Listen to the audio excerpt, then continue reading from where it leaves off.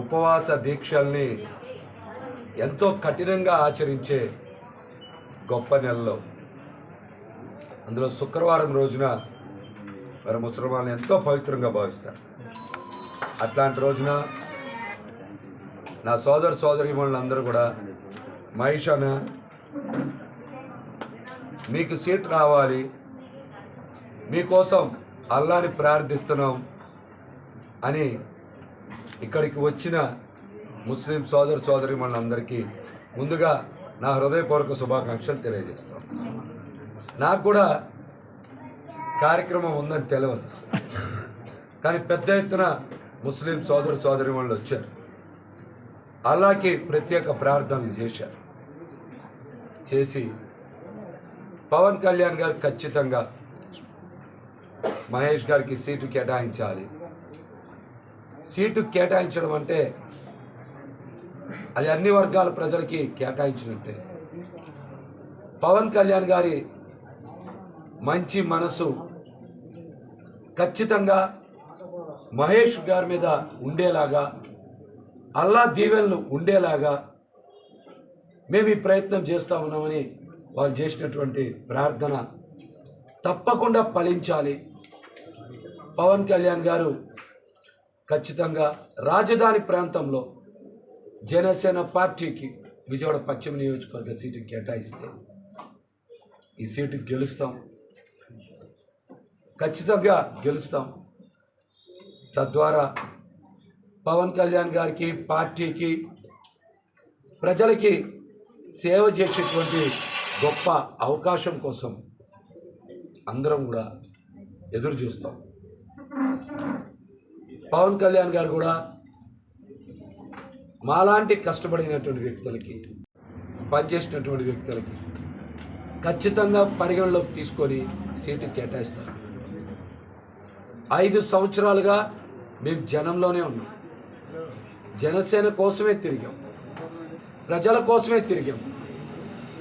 మీరిచ్చినటువంటి నినాదం వైసీపీ ముక్త ఆంధ్రప్రదేశ్ అనే నినాదాన్ని బలంగా ప్రజల్లోకి తీసుకెళ్ళి ఈ రాష్ట్రానికి మంచి పాలన కోసం మీరు చేసేటువంటి ప్రతి పోరాటంలో మేము కూడా అణువంత భాగస్వామ్యం అయ్యేలాగా పనిచేసాం. ప్రజలకి మంచి పాలన కావాలి, మంచి ప్రభుత్వం రావాలని మీరు ఏ విధంగా అయితే తపన పడతా ఉన్నారు, మా తపనను కూడా అదే కోణంలో పవన్ కళ్యాణ్ గారు పరిగణలోకి తీసుకొని విజయవాడ పశ్చిమ నియోజకవర్గ సీటుని ఖచ్చితంగా నాకు కేటాయించాలని పవన్ కళ్యాణ్ గారికి విజ్ఞప్తి చేస్తూ ఉన్నా.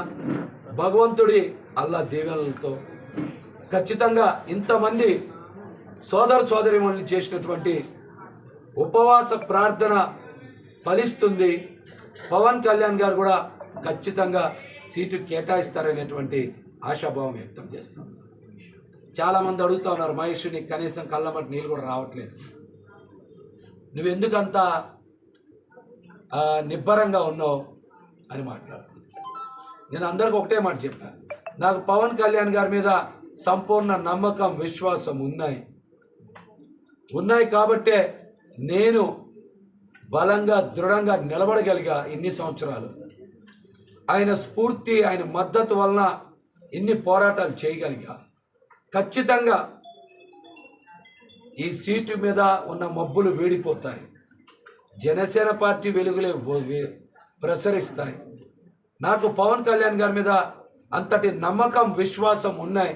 అందుకనే నాకు ఎక్కడ బాధ కలగట్లేదు అనేటువంటి మాట కూడా మాట్లాడారు.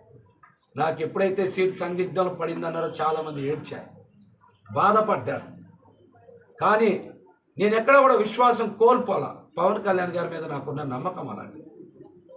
కష్టపడినటువంటి మాలాంటి వ్యక్తుల్ని పవన్ కళ్యాణ్ గారు కాపాడుకుంటారనేటువంటి నమ్మకం ఉంది. కష్టపడ్డాం, న్యాయబద్ధమైన కోరిక అడుగుతున్నాం, పవన్ కళ్యాణ్ గారు కాపాడుకుంటారనేటువంటి విశ్వాసం నాకుంది. కనుకనే నాలో ఎక్కడా కూడా ఒక్క చుక్క కన్నీరు కూడా రాలా. నాకు పవన్ కళ్యాణ్ గారి మీద అంత నమ్మకం, విశ్వాసం ఉంది. నేను అదే మాట చెప్పాను, నా చేత్తో వేరే జెండా పట్టుకోను. వేరే పార్టీలో చేరను, వేరే పార్టీకి పనే చెయ్యను. నేను పనిచేస్తే జనసేన పార్టీ కోసం పనిచేస్తాను. నా చేత్తో జనసేన పార్టీ జెండా మాత్రమే. రాజధాని నగరంలో పార్టీ మునుగడ ఉండాలి, పార్టీ ప్రాతినిధ్యం ఉండాలి. ఖచ్చితంగా అన్ని పార్టీలు కోరుకున్నట్టే జనసేన పార్టీ తరఫున మేము కూడా రాజధాని ప్రాంతంలో ప్రాతినిధ్యం కోరుకుంటాం. అన్ని పార్టీలు కోరుకుంటున్నాయి రాజధానిలో మేము ఉండాలని. మనం కూడా ఉండాలి కదా జనసేన పార్టీ తరఫున. మన పార్టీ ప్రాతినిధ్యం కూడా ఉండాలి, మన నాయకత్వం కూడా పెరగాలి. అందుకనే మేము కూడా పవన్ కళ్యాణ్ గారికి పదే పదే విజ్ఞప్తి చేశాం. సార్, 5 ఏళ్లుగా సుదీర్ఘంగా ప్రజల మధ్య ఉన్నాం, పోరాటం చేశాం, అధికార పార్టీ ఆగడాల్ని అడ్డుకున్నాం, స్థానం మార్పు చేసేలా చేశాం. నిన్న కూడా అధికార పార్టీ చూశాడు, కొంతమంది వాలంటీర్స్ని అడ్డం పెట్టుకొని మా కార్యాలయం దగ్గర చిన్నపాటి అలజడి చేయాలని చూశాడు. దాన్ని కూడా ధీటుగా తిప్పికొట్టాం.